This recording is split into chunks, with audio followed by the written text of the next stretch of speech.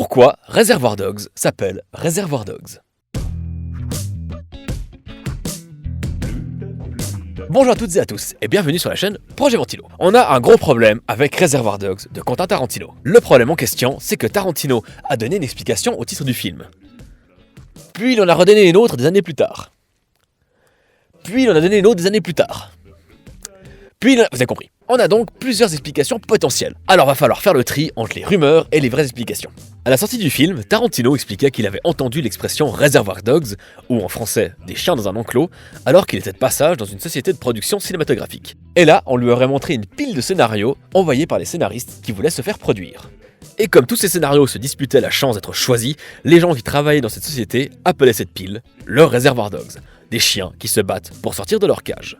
Et on aurait donc là un lien logique avec le premier film de Tarantino, Reservoir Dogs, puisque c'est le premier film qui a permis à Tarantino de sortir de sa cage. Mais plusieurs années après la sortie du film, Tarantino a donné une autre explication. Alors qu'il travaillait dans un vidéoclub, il aurait proposé à un client de regarder le film Au revoir les enfants. Mais Tarantino, n'arrivant pas à bien prononcer le titre, le Au revoir serait devenu dans sa bouche Au revoir, réservoir. Par contre, je vois pas le rapport avec les enfants. Mais on n'oublie pas cette théorie et on la combine avec une autre théorie. Il se dit que Tarantino aurait voulu fusionner deux titres de films qu'il aimait beaucoup. Au revoir les enfants, on y revient encore, et Rabbids Dogs, un film italien qui parle d'un braquage qui se passe mal. Ça sent pas mal cette histoire.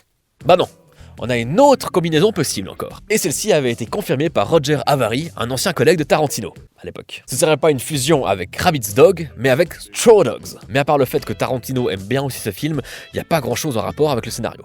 Autre possibilité, ce serait une référence à Body Double de Brian De Palma, film dans lequel il y a une scène où un chien tombe dans un réservoir. Mais après toutes ces théories et toutes ces potentielles explications, Tarantino lui-même a donné la réponse dans une interview du magazine Empire. Il explique qu'il souhaitait se moquer du titre du court-métrage surréaliste de Luis Buñuel et Salvador Dali, Un chien andalou. Trouvant que ce titre n'avait aucun sens, il s'en serait inspiré pour nommer le sien avec un titre non définitif, Reservoir Dog, au singulier.